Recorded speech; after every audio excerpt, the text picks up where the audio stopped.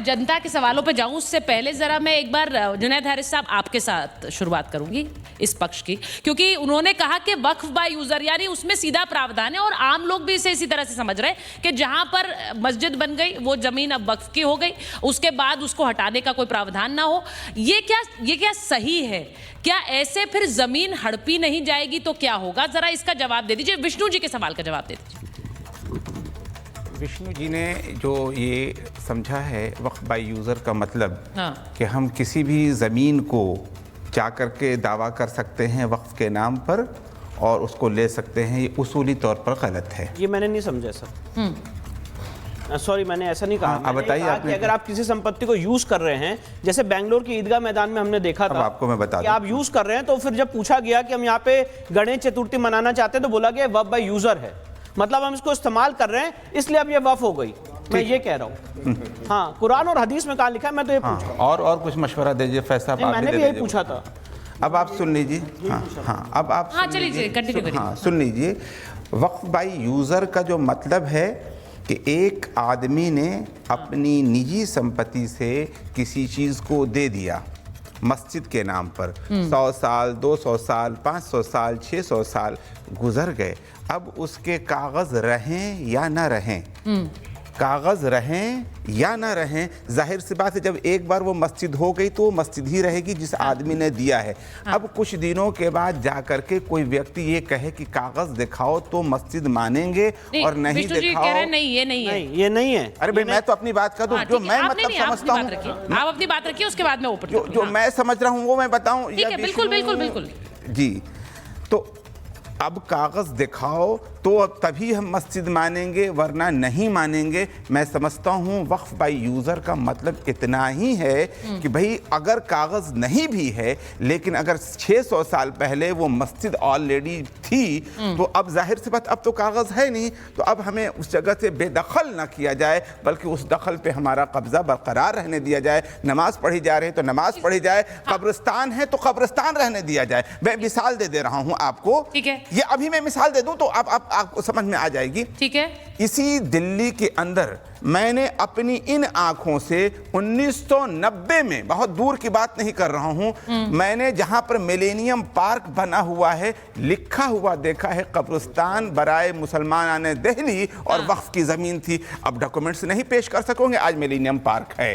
ठीक है। तो सवाल ये पैदा होता है कि जो ऑलरेडी मस्जिद या कब्रिस्तान थी सिर्फ कागज की नहीं होने की बुनियाद पर आप इसको हटा दें। ठीक है। आज की तारीख में अगर ऐसा हो तो बिल्कुल बात समझ में आती है, लेकिन जो वो कह रहे हैं, अच्छा 300 साल पहले से चला आ रहा है उसको किस बुनियाद पर हटाएंगे आप? आपने अपनी बात रखी। देखिए, हाँ विष्णु जी जल्दी से बोलिए, काउंटर करिए। हाँ देखिए सुचरिता जी, बात ऐसी है कि वक्फ इस्लामिक लॉ के हिसाब से दो तरह से हो सकता है। ठीक है। जो पहले कांग्रेस गवर्नमेंट ने बनाया था कायदे से इस्लामिक लॉ के हिसाब से एक ही तरह से हो सकता है, वो है वक्फ डीड।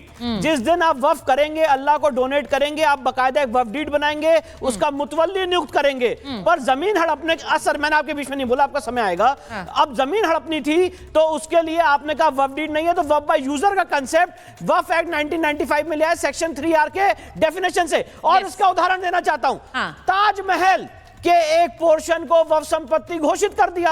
जब एएसआई ने पूछा कि वक्फ संपत्ति कैसे हो सकती है, मामला सुप्रीम कोर्ट गया और सुप्रीम कोर्ट ने कहा जरा शाहजहां की वक्फ डीड दिखाइए, नहीं दिखा पाए, तो हो गया कि वक्फ बाय यूजर है। राम मंदिर में भी वक्फ बाय यूजर का कंसेप्ट यूज कर लिया, बेंगलोर के ईदगाह मैदान में भी वक्फ बाय कंसेप्ट का सिस्टम यूज कर लिया। और जैसे इन्होंने अपनी आंखों से देखा है दिल्ली में, मैंने भी अपनी आंखों से देखा है। सुचरिता जी जरा कोपरनिकस मार्ग पे चले जाइए, वो पूरे चौराहे को घेर के इमाम एसोसिएशन बना दिया है। नहीं, ये वैलिड है और ये सवाल इसलिए पूछा जाएगा क्योंकि बहुत से लोग ये देखते आए अपने मोहल्लों में, अपने शहरों में कि कैसे जमीनें घेर ली जाती हैं।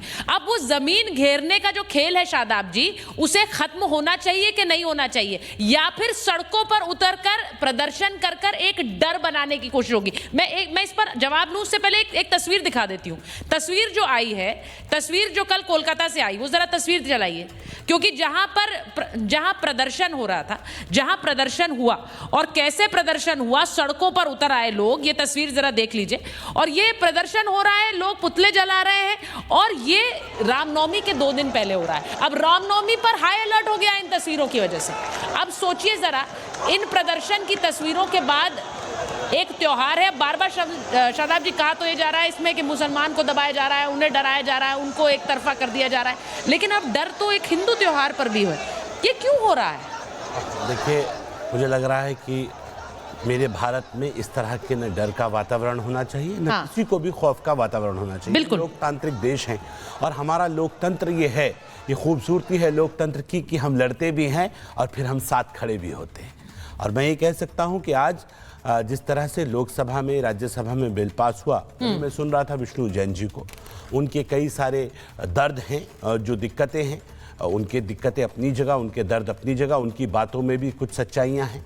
और जुनैद साहब जो कह रहे हैं वो भी बिल्कुल मुझे लगता है उनकी बातों में भी सच्चाइयाँ, उन्हें भी आप नज़रअंदाज नहीं कर सकते। इसीलिए सरकार ने एक बीच का रास्ता तलाशा। हाँ। सरकार ने कहा कि भाई ठीक है, अब तक जो हुआ हुआ, वक्फ बाय यूज़र आज के बाद ख़त्म, जो है वो रहेगा। आज के बाद वक्फ बाय यूजर नहीं चलेगा। अब ये नहीं चलेगा आपने मस्जिद कहीं बना दी, कहीं कब्रिस्तान बना दिया और अब आप कहें कि इसे दर्ज कर लीजिए। अब वक्फ बाय डीड होगा, अब वक्फ बाय डीड होगा, अब वक्फ बाय यूजर नहीं होगा। तो ये एक अच्छी ईमानदार पहल, मुझे लगता है कि इससे खूबसूरत रास्ता नहीं हो सकता था, इससे खूबसूरत बात नहीं हो सकती थी। एक बहुत ईमानदारी के साथ सरकार ने दोनों पक्षों को एक इनकी कुछ परेशानियों को देखते हुए और उनके हालात को देखते हुए एक बीच का रास्ता निकाला है। सरकारें यही करती हैं, लेकिन इसमें भी दिक्कतें हैं।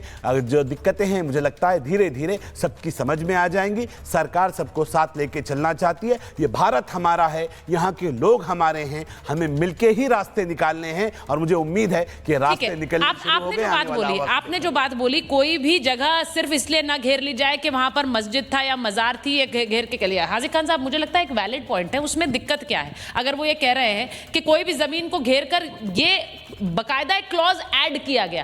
अब यहां आपने देखा उन्होंने कहा कि कोई भी जमीन नहीं घेरी जाएगी, लोग तालियां बजा रहे थे। तो इसका सीधा मतलब ये है कि जनता ये चाह रही है कि भाई इस तरह की मनमानी ना चले। हाजी खान साहब, देखिए मैडम, ना तो पहले किसी वक्फ बोर्ड ने कोई जमीन घेरी, हाँ। ना तो आप बताएं, ये बताएं या पार्लियामेंट में बताएं कि कौन कौन सी जमीन दी वक्फ बोर्ड ने घेरी। झूठा अभी तो इतनी बड़ी लिस्ट बता दी उन्होंने। झूठा प्रचार है मैडम, झूठा है। एक मिनट मेरी बात सुन लेना, मैं आप अपनी बात कह रही थी, सुनने थे। हाँ। मैं कहता हूँ वक्फ जो है, एक कह रहे हैं एक तरह 3 तरह का वक्फ होता है। नंबर 1 वक्फ अल औलाद, एक नंबर जो गरीबों के लिए दी जाती है। मेरी प्रॉपर्टी होता है, नहीं तो सर ये इस पर तो कई बार बात हो चुकी है। डीड से या यूजर से दर्ज होता है। मैंने ये कहा बनना शुरू हुई है यार, 20 साल 25 साल से दर्ज होता है वक्फ, या आप उससे होता है यूजर से, अब आगे डीड से होगा। यही बात तो आई है, यही बात तो आई है। मैं वक्फ के तरीकों की बात नहीं कर रहा था, आप मुझे गलत ना कोट करें। अपनी प्रॉपर्टी अपने विवेक पर अपनी मर्जी से वक्फ की, वो वक्फ मेरा हक है, मैं कर सकता हूँ। मैं किसी दूसरे की प्रॉपर्टी वक्फ कर दूं, ये वक्फ हो ही नहीं सकती। यही बात तो ऐड कह रहा है, यही बात तो ऐड कह रहा है ना, इस्लाम भी कह रहा है, कैसे कर देगा, इस्लाम भी कह रहा है। और ये कह रहे हैं कि कुरान में नहीं, 20 जगह यतीमों की, मिस्कीनों की मदद के लिए इस्लाम ने कहा है। प्रॉफिट मोहम्मद सल्लल्लाहु अलैहि वसल्लम ने 40 साल की उम्र में नबूवत पेश करी। उससे पहले आपने लोगों के साथ मामलात पेश किए और यकीन पेश किया, तो लोगों से पूछा मैं एक सवाल पूछना चाहता हूं। अभी हाजिक भाई ने बहुत खूबसूरत बात कही है, हाजिक भाई ने बहुत खूबसूरत बात कही कि अपनी ही संपत्ति वक्फ संपत्ति घोषित कर सकते हैं। हाजिक भाई, आपने एक्ट तो देखा ही होगा, आप विद्वान आदमी है, एक्ट में भी यही लिखा है कि आप अपनी ही संपत्ति वक्फ संपत्ति घोषित कर सकते हैं। जो पहले वक्फ एक्ट 1995 था, सुचरिता जी, उसमें डेफिनेशन नहीं थी, उसी को बदला गया है। तो जो बात आप कह रहे हैं वही बात इस एक्ट में आई है, तो आपको दिक्कत क्या है? भाई मैं कह रहा हूँ आर्टिकल 40 को खत्म किया। जब आर्टिकल 40 बना था तब भी भाई आप अपनी बात सुन, कहने के बाद सुना करो यार। नहीं वो ठीक है, वो वकील है तो वो पार्लियामेंट से 2013 में तय हुआ था, तो अटल बिहारी वाजपेयी बैठे हुए थे, मुरली मनोहर जोशी बैठे हुए थे। आज 12 साल पार्लियामेंट में विद्वान बैठे हुए, दुरुपयोग कर उसको हटा दिया। एक मिनट बात सुनिए, आप हटा दिया, उस पर हमारा एतराज, हम उसका कोई तस्करा नहीं कर रहे। लेकिन 2013 में जो कानून बना था उसमें भारतीय जनता पार्टी की सहमति थी क्या नहीं थी, और सहमति से बना था।